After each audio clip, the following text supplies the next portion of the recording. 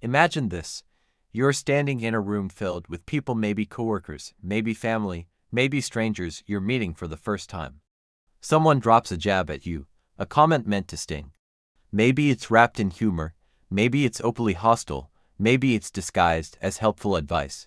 But the moment those words hit your ears, something happens inside you instantly before you even have time to think. Your pulse spikes, your stomach tightens, your breath gets sharper. You feel that familiar Russian mixture of surprise, anger, confusion, and the desperate urge to defend yourself. And while you're busy wrestling with all of this inside your own head, someone else in the room hears the exact same comment and doesn't even react. Not a blink, not a twitch, nothing.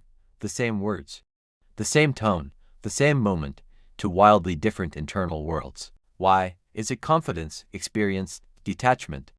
Or something deeper, something most people misunderstand entirely?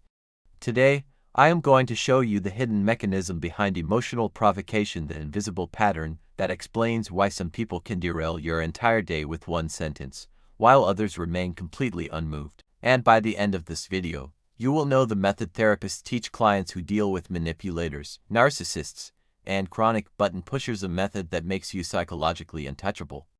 But before we go there, you need to understand the real nature of conflict. We grow up believing arguments are battles of logic, competitions of who's right and who's wrong. But in reality, most conflicts have nothing to do with truth. Most conflicts are about consumption. Let that sink in. Some people don't engage to resolve anything. They engage to feed. Think back to the last time someone said something that hit you right in the chest. A snide remark, a sarcastic joke, a sudden accusation, a passive-aggressive question, or even silence that was loaded with judgment. You felt a jolt, right? A flash of emotion. That moment, the spark, is what they were hunting for. Because certain people aren't looking for connection. They're looking for your energy, your outrage, your embarrassment, your emotional investment, your attempt to justify yourself, your desire to correct them. Every second you spend reacting is fuel. Toxic personalities don't provoke because they hate you. They provoke because your reaction gives them something they can't create on their own: power, significance, stimulation, control, a sense of being important, a rush of self-importance they don't know how to generate from the inside. It's not personal, even though it feels personal. It's nutritional. They aren't attacking you. They're feeding off you. You might wonder, if reacting only empowers them, then why do I keep doing it? It's not because you're weak. It's because you were conditioned to believe that staying silent means surrendering your dignity. Society taught you that if you don't fight back, you lose. That silence equals defeat. That not defending yourself is the same as admitting guilt. That letting someone insult you means you lack self-respect. So you explain, you argue, you try to clarify. You try to make them understand. You try to be reasonable. But here's the catch. You can reason with someone who is emotionally committed to misunderstanding you. These people don't listen to your words. They listen to your reactions. Your defensiveness doesn't prove your strength, it reveals your vulnerability. Your explanations don't restore your dignity, they expose where your emotional buttons are located. Your arguments don't clear your name, they give the other person more threads to tug on, more angles to twist, more opportunities to poke the wound. And the cruel irony, the people who can provoke you most easily are usually the ones who know you well enough to aim with precision. A sibling who brings up your past failures, an ex who sends vague, confusing messages at midnight, a coworker who weaponizes constructive feedback, a parent who masks criticism as concern. These aren't coincidences. These are emotional fishing lines thrown out repeatedly until you bite. Let me show you the pattern underneath every toxic interaction. Here's how it works. They provoke. You feel a sudden emotional shift. You respond impulsively to relieve that discomfort. Your reaction feeds them. They escalate to maintain the supply. The cycle repeats. This is not communication. This is extraction. But here's the twist.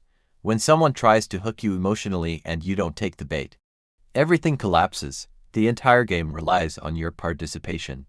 Remove your reaction and the game dies instantly. You might have seen this happen before. The moment you stop replying to a passive-aggressive comment, or the moment you show no emotional response to their attempt to embarrass you, they suddenly look confused, even frozen. That's because they threw the same bait you always fall for, and for the first time, you didn't bite.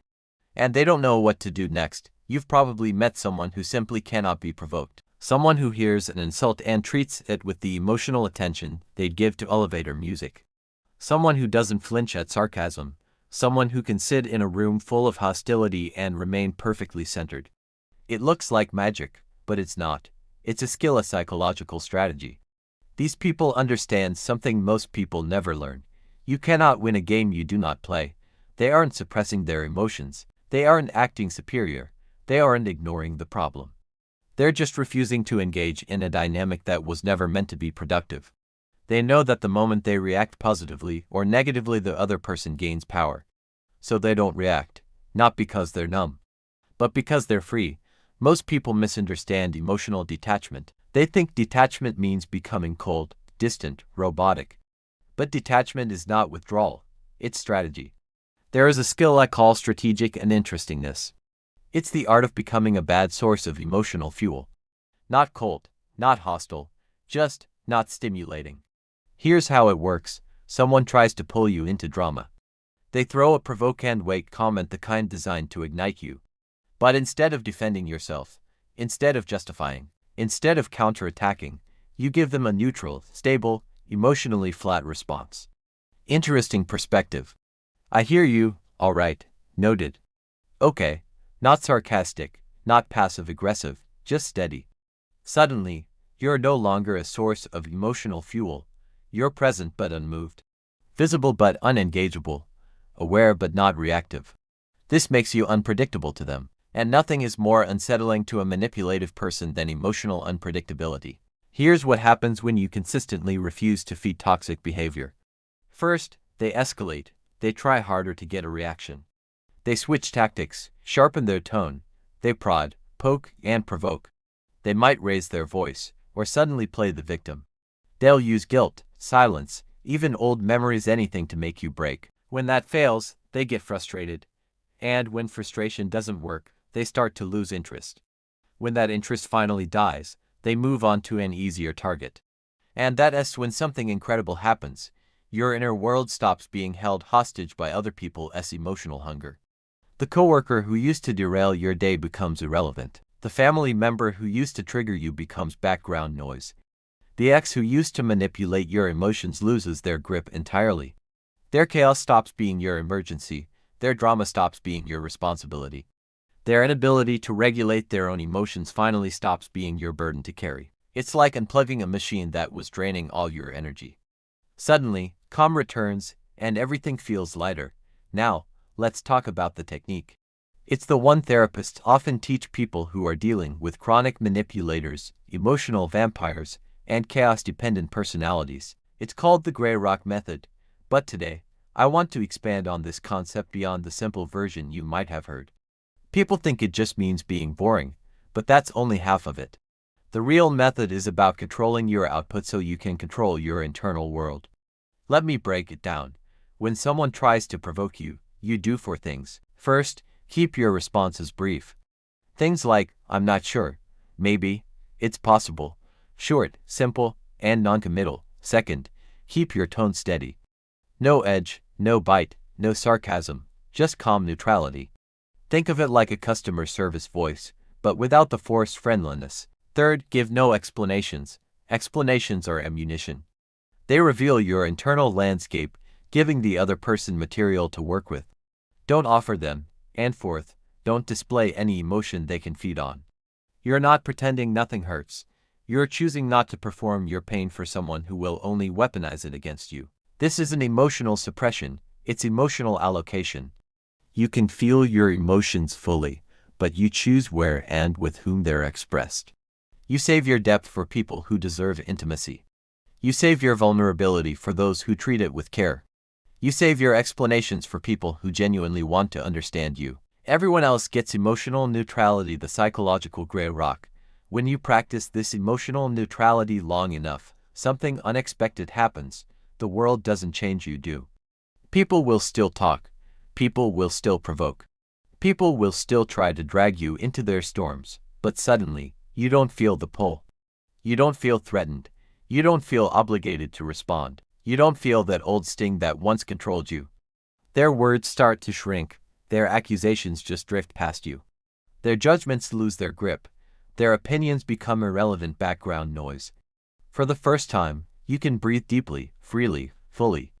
Because you finally understand this core truth: someone else's emotional chaos is not your responsibility to absorb. Their anger isn't your burden. Their insecurities aren't your assignment. Their projections aren't your identity. You realize that peace is not the absence of conflict. Peace is the presence of choice, and now, you have that choice. Here's the twist most people never see coming. The moment you stop reacting, you become untriggerable. And the person who cannot be triggered cannot be controlled.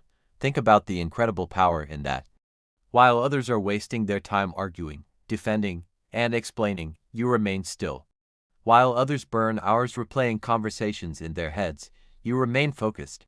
While others lose sleep over someone else's opinion, you remain clear and unshakable. Your energy goes toward building your life, not repairing emotional bruises that someone else caused.